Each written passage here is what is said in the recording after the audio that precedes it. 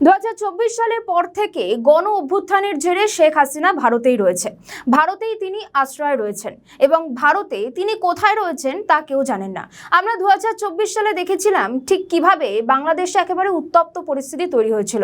একেবারে ছাত্র যুব তারা রাস্তায় নেমে এসেছিল এবং তার জেরেই শেখ হাসিনাকে বাংলাদেশ ছেড়ে চলে যেতে হয়েছিল। 2025 সালের 5ই আগস্ট যখন শেখ হাসিনা বাংলাদেশ ছেড়ে চলে যায়, ঠিক তার পরপরই মোহাম্মদ ইউনূস ক্ষমতায় আসে। মোহাম্মদ ইউনূস ক্ষমতায় এসে প্রত্যেকেই ভেবেছিল যে এবার হয়তো বাংলাদেশ এবার অন্য একটা ছবি দেখবে, সেখানকার মানুষজন অনেক উন্নতি করবে, তরুণদের জন্য অনেক উন্নত হবে, সমস্ত কিছু পড়াশোনা অনেক আপডেট হবে। কিন্তু কি হলো, আমরা দেখতে পেলাম মোহাম্মদ ইউনূস ক্ষমতায় থাকাকালীন বাংলাদেশে একের পর এক ক্ষতি, এবং যে ক্ষতি হয়েছে সে তো বলে শেষ করা যাবে না। একদিকে যেরকম অর্থনীতির দিকে ধাক্কা খেয়েছে, পাশাপাশি তরুণরা তারা ধাক্কা খেয়েছে, একের পর এক ক্ষতি হচ্ছে বাংলাদেশে। অনেকেই তখন বলছিলেন যে যখন শেখ হাসিনা ছিলেন সেটাই হয়তো অনেকে ভালো ছিল। বহু টালবাহানা হয়েছে। আওয়ামী লীগ তাদেরকে নিষিদ্ধ করে দিয়েছিল মোহাম্মদ ইউনূস।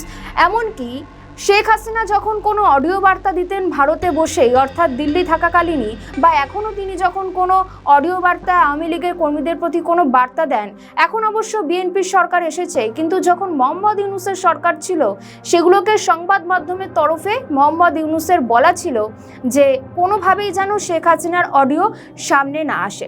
এবং শেখ হাসিনা ভারতে থেকেই আওয়ামী লীগের একের পর এক কর্মীকে রীতিমতন অ্যাক্টিভ করেছে। কিভাবে শেখ হাসিনা আবারও বাংলাদেশে ফিরবে এই নিয়ে বেশ কয়েকদিন ধরে আলোচনা চলছে। পাশাপাশি আপনাদেরকে আরও একটি বিষয় জানিয়ে রাখি, সেটা হচ্ছে শেখ হাসিনা যখন বাংলাদেশে ছিল তখন বাংলাদেশ অনেকটা উন্নতির পথে ছিল। শেখ হাসিনার সঙ্গে ভারতের সম্পর্ক বরাবরই খুব ভালো। কিন্তু মোহাম্মদ ইউনূস যখন ক্ষমতায় এসেছিল তখন আমরা কি দেখেছিলাম? মোহাম্মদ ইউনূস যখন ক্ষমতায় এসেছিল তখন মোহাম্মদ ইউনূস বারংবার ভারতের বিরুদ্ধে গিয়ে তিনি কথা বলতেন। ভারতের প্রতি তার একটা বিদ্বেষ জন্মেছিল। মোহাম্মদ ইউনূস বাংলাদেশে থেকে কোনো কাজ তো করেনি, বরং তিনি বিভিন্ন জায়গায় বাংলাদেশের যে অর্থনীতি বা অর্থের টাকাতে তিনি ঘুরে বেরিয়েছেন, বিভিন্ন বিদেশে ঘুরে বেরিয়েছেন। কিন্তু শেখ হাসিনাকে আমরা বারংবার দেখেছি বাংলাদেশের জন্য কাজ করতে, বাংলাদেশের মানুষ কিভাবে উন্নত হবে সেই বিষয়ে কাজ করতে। আমরা আরও একটি ছবি দেখেছি বাংলাদেশে, সেটা কি বলুন তো?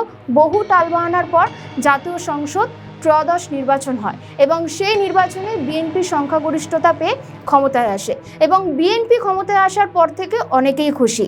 আমরা তার পরপর কিছুদিন পর দেখলাম আওয়ামী লীগ নেত্রী তিনি নিজে বলেছেন এই যে বিএনপি যে এত সংখ্যক ভোট পেয়েছে এই ভোটটা পুরোপুরি আওয়ামী লীগের দিক থেকে গিয়েছে।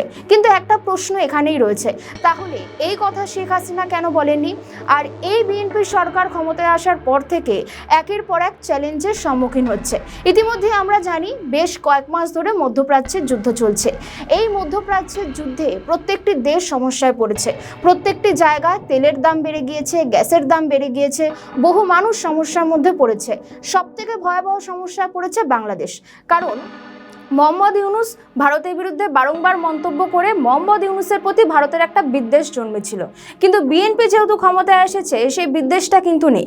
কিছুদিন আগে আমরা দেখলাম খলিলুর রহমান তিনি ভারত সফরে গিয়েছিলেন এবং সেখানে গিয়ে এই যে ভারত থেকে বাংলাদেশে তেল যাবে এই বিষয়ে আলোচনা হয়েছে এবং ভারতের যে পেট্রোলিয়াম মন্ত্রী হরদীপ সিং পুরী তিনি বলেছেন যে এই বিষয়ে তিনি ভেবে দেখবেন। এবং আমরা দেখেছি যে ভারতও রীতিমতন এই বিষয়টিতে হ্যাঁ দিয়েছে।